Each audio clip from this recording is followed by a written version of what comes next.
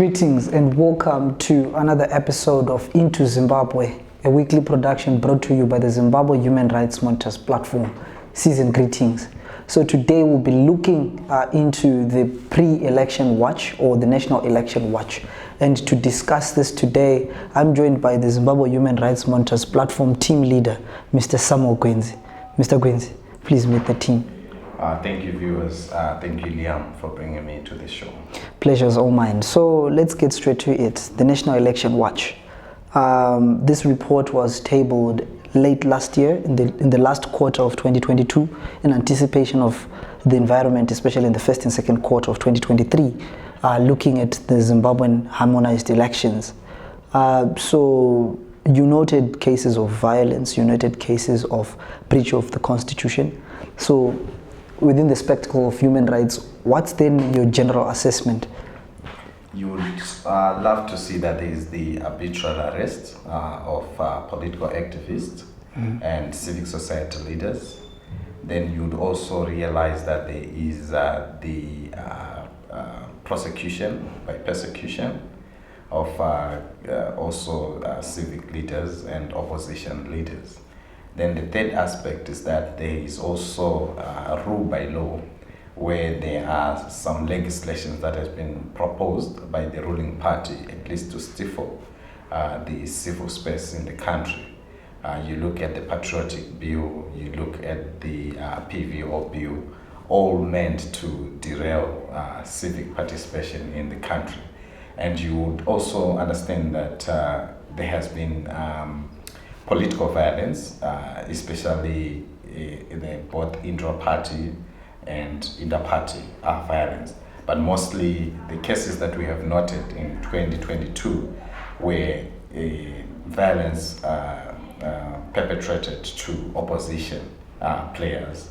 And also, if we would want to look and overlook on the political atmosphere in the country, you would realize that there is a tendency to use the law, especially against key political opponents. The case of Honorable Job Scala,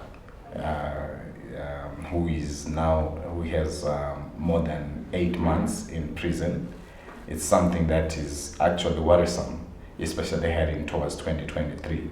And also something that is also worrying in the 2022 election plebiscite, pre-election plebiscite of 2023, is the issue of pre-trial detention or pre-trial cases for many activists who are, if we have noted much, is that we have got nearly 60 cases of activists who are in and out of the court system, and that on its own is actually worrisome. And to make matters worse is that the Clegman has also come forth looking in this January year, where there is also the escalation of political violence in the country. So it's a little bit worrisome. It's against the human rights principle of freedom of association, freedom to participate, issues of accountability. Yeah, so it's against the human rights based principles internationally and within our constitution. Okay, so now that you actually brought about the issue of, clergymen also being involved complicitly in aiding human rights violations, and I saw there was a launch of Pastors for ED, which seems to be a partisan outfit. What's your reaction to that in anticipation of 2023? I think we have to urge our key policy players and our political parties, at least to put logic and respect the Constitution, and equally the values of Christian values, which are non-partisan, which are for all, in respect to the various platforms of EDs that has been created. It's a worrisome, especially to the Christian community, who are supposed to intercede for the people, but they tend to play to the gallery of those that are in power. So our urging is that our pastors and all critical stakeholders, they have to have a working country where the respect of the dignity of the church, the respect of the dignity of the individual is actually respected. And yeah, it's worrisome that political players have taken some other means of trying to galvanize votes, which are ridiculous. You would also see like teachers for ED, where in actual fact civil servants are not supposed to be to dwell themselves in the politics of the day. They are supposed to be neutral and represent the greater interests of the development of the country. But it also shows that our law is, we have degenerated as a country, and our leadership needs to relook in themselves and make the rightful moves when it's still time, rather than to create this polarization in the country. Okay, so then now that you actually commented on the degeneration of our politics, particularly to do with the rule of law, so can we have confidence in Chapter 13 or Chapter 12 institutions, I would like to say, in ensuring that we have a free, fair and transparent election this year? It's very difficult, considering that we have to respect our constitution per se. We have to take it highly as the key Bible of the country, as the supreme law. But it's also worrying because of the issues of state capture. So I think as the civic actors, what we have to do is that despite these elements to try to shred our constitution, we are supposed to fight towards the independence of Chapter 12 institutions. It's surprising that our leaders are more concerned about power and winning the next election, rather than thinking about building a sustainable, grounded country which respects the law. And we should not let the shenanigans, political shenanigans probably done by those that have got power, to undermine the Chapter 12 institution for us not to have confidence in our constitution. What we're supposed to do is actually to fight to have a constitution that is respected, a judiciary that respects justice, a commission of SEC that has free and fair election. So it's upon ourselves as citizens to fight tooth and nail for free and fair elections in the coming election. But the current scenario shows that our key Chapter 12 institutions are captured. Speaking of capture of key Chapter 12 institutions, the Zimbabwe Electoral Commission actually published a delimitation report a couple of days ago, and then today I think they also published not the Zimbabwe Electoral Committee, but the Ad hoc Parliamentary Committee also published their report on the delimitation report. What's your reaction, especially to the former, the delimitation report? I think what it shows from the preliminary report, from the draft report by the Ad hoc Committee of Parliament, it shows that ZEC hasn't done its work, or it actually shows the unprofessionalism within ZEC as an institution. And I think you would look at it that it has now taken a more partisan kind of approach in the delivery of its duties, which has to make equally the opposition players and equally the citizens at large to put ZEC to task, because the people are the supreme. The law and the constitution exists to serve the people. So what it shows with the delimitation process, its conduct, its process, and the very first things that are there is that there is supposed to be a transparent provision of the voters' roll, which in actual fact no one can easily assess that can make informed decision without the voters' roll. So those are some of the key elements that shows the inadequacy and lack of faith in our Chapter 12 institutions, such as the Zimbabwe Electoral Commission. Okay. Then also, we come back to issues of what happened in 2018, especially with how ZAC and the judiciary handled the matter, the controversy of Gift Machobana Konjan and Dexter Ndruna. You know, that's a legitimacy gap, and it violates the right to representation and the right to free and fair elections. So can we still bank on 2023 elections ahead of this, or we can have something similar? I think what the state and the political parties in the country are failing to realize that we have got a clear time bomb. Because many of the people no longer have got faith in the electoral process. Mm-hmm. But we should never leave anything to chance, because as citizens, we have to fight for fair representation. What happened in 2018 is a clear violation of the right to representation through the ballot, as ZEC managed to expose itself as a partisan institution. But currently, I believe personally that we are on a ticking time bomb, where many people believe that the Zimbabwean citizens are docile, they are not speaking, but we are likely going to witness serious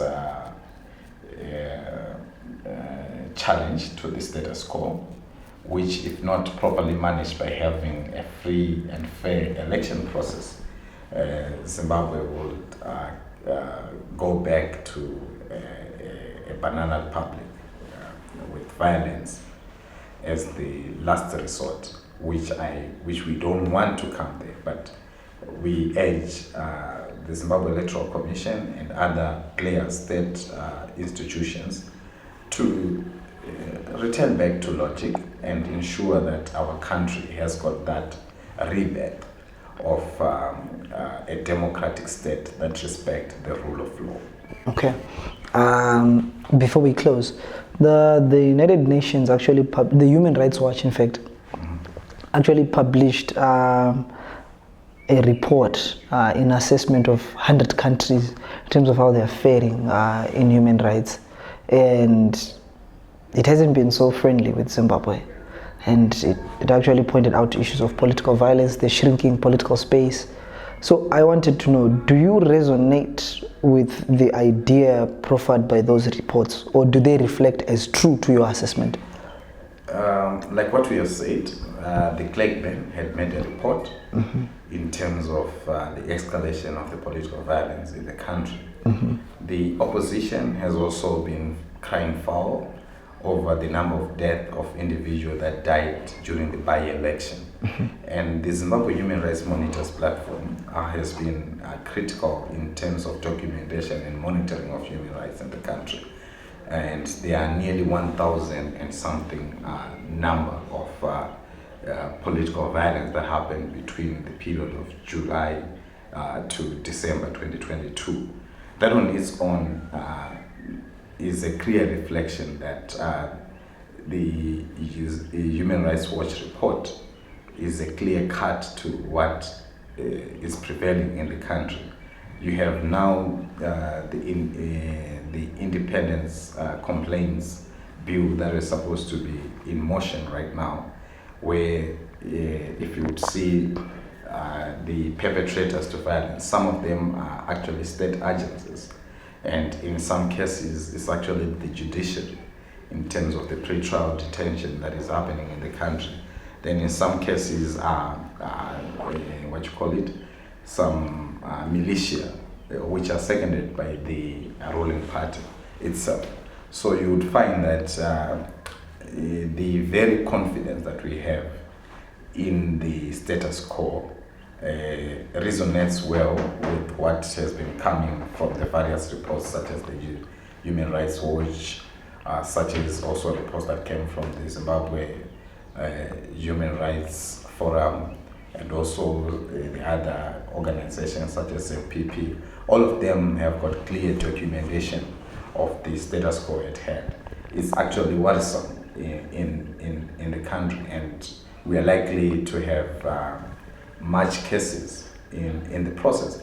But what is worrying, which I believe is actually a gap, which probably the Zimbabwe Human Rights Monitors Platform Protect Defenders should consider, is to work on not just the aspect of documentation on cases of what is happening in Morewa, but to have a proper referral system where those people, where there is the rapid response mechanism to ensure that victims of political violence get the necessary assistance and help in real time, where equally evidence on human rights violation is also collected, where issues in some cases of medical assistance during that particular process is actually also given. And we also would want to look at areas probably where there is need of legal support and psychosocial support, which are actually critical in terms of supporting victims of political violence. So in many cases, we have seen that much of our human rights organizations have concentrated more on the documentation. But what is it that we are doing to stop the level of violence that is happening in the country? Where are the solidarity mechanisms? Some of the key elements that are also at hand is actually how are we galvanizing our society to give solidarity to one another. Many people are complaining that probably little is being done to give support to job scale. So civil society in its entirety and all democratic forces, they have to come together and offer critical solidarity during the time of persecution of human rights actors. So I think those are the kind of gaps that we are finding in the work of human rights defenders. Thank you. Okay, so what's your, just the last parting shot, what's your recommendation then to status quo? What do you think must be done? I think our police force has to be non-partisan in its execution of its duties. Then the second thing is that the key political players in the country should not do it as a lip service to just say that we are against violence, but they have to do it within their actions and also with the truthness or the true of heart of against violence. Then also I think the other issue is that we need to return back to the respect of the rule of law. The law must be just to each and everyone, not that selective application of the law that we find in the country. Then secondly, I think we need to do more of peace mechanisms or peace intervention within our different communities.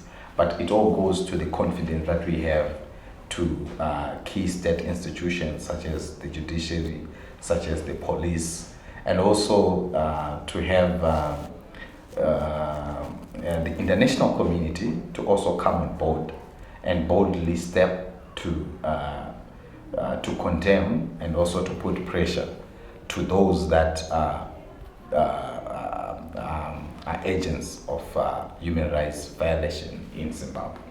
Okay, thank you very much, Samuel. So this was Samuel Gwenzi, Director of Zimbabwe Human Rights Monitors Platform, also known as Protect Defenders Zimbabwe, giving his nuggets on the atmosphere ahead of the 2023 plebiscite in Zimbabwe, saying that so far the campaign run has been marred by violence, breach of the constitution and subversion of processes. He also speaks of lack of priority focus, where he says that instead of right now debating the Independence Complaints Commission bill, government has actually prioritized, or the ruling party has actually prioritized the patriotic bill and the PVO bill as a way to stifle political freedoms in the country. But he also recommends that all state actors and institutions should remain non-partisan ahead of the election for the greater dispensation of democracy.